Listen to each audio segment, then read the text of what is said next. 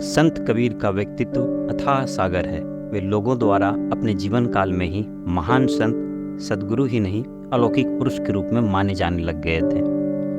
उत्तरी भारत ही नहीं, पूरे भारत में उनकी सुकृति फैल गई थी और आसपास के देशों तक में उनके विचार पहुंच गए थे। जिसके माता पिता का पता नहीं, जाति बिरदार का ठिकाना नहीं, जो व्याकरण या किसी विषय में आचार्य एवं एमए नहीं, और जो भारत के महान धर्मावलंबियों हिंदू और मुसलमान तथा उनके धर्म नेता पंडितों और मुल्लाओं को जीवन भर डांटता फटकारता रहा, उनकी त्रुटियों पर व्यंग करता रहा, उन्हें भला बुरा कहता रहा, जो किसी की गलती पर कभी मुरव्वत करना नहीं जाना, जिसकी पैनी दृष्टि सबकी कमजोरियों को तत्काल देखकर उसकी जुबान हजार के बाजार में साफ साफ कह देती थी। ऐसे कबीर में आखिर क्या आकर्षण है जो उन पर सब कुर्बान होते थे और आज भी उनको सब अपने दिल में बिठा रहे हैं। बात साफ है, संत कबीर मानवता के महान आदर्श थे। सारी परंपराओं से हटकर सत्य के उपासक थे। वे धर्म के नाम पर सत्य का मूल्य घटाना नहीं जानते थे। वे हिंदू के नहीं थे, मुसलमान के नहीं थे, वे किसी एक के नहीं थे, इसलिए वे सबके थे।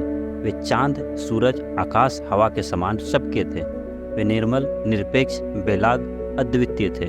वे पूरी मानवता के लिए रोते थे, अवतार और पैगंबर बनकर नहीं, इल्हामी किताब एवं खुदाई पैगाम लाकर नहीं, शुद्ध मनुष्य बनकर, वास्तविकता की बात कहकर और अस्तित्व की व्याख्या करके।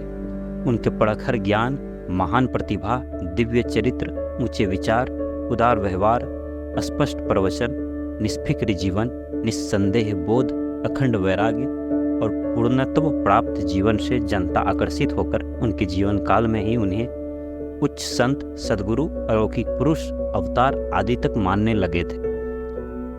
संत कबीर की वाणियों में चोटी के संत जन परम तत्व, परम स्थिति एवं स्वरूप स्थिति की खोज कर आत्मिक संतोष पाते हैं। विद्वान जन उनके समय, जन्म, जाति, परिवार, शब्द विन्यास, शैली, कवित्व, विषय वर्णन आदि का विश्लेषण कर बौद्धिक संतोष पाते हैं।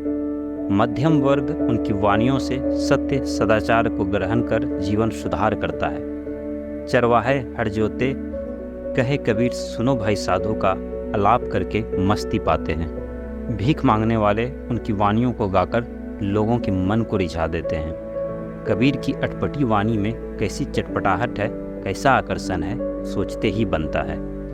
संत कबीर की महिमा बहुमुखी है, उनकी वाणी भी बहुमुखी है, उसमें सबको आश्रय मिल जाता है। संत कबीर आत्मनिष्ठ, अंतर्मुखी, पारखी तो हैं ही, ब्रह्मवादियों के ख्याल से ब्रह्मवादी, आर्य समाजियों के विचार से आर्य समाजी, सूफियों के ख्याल से सूफी, वैष्णवों के ख्याल से वैष्णव, यहाँ तक कि अवतारवाद तक के समर्थक। योगियों की दृष्टि में महान योगी, कवि, समाज सुधारक एवं मानव एकता के शंखनाद करने वाले तो हैं ही, समाजवादियों के ख्याल से वे समाजवादी एवं शुद्ध कम्युनिस्ट हैं।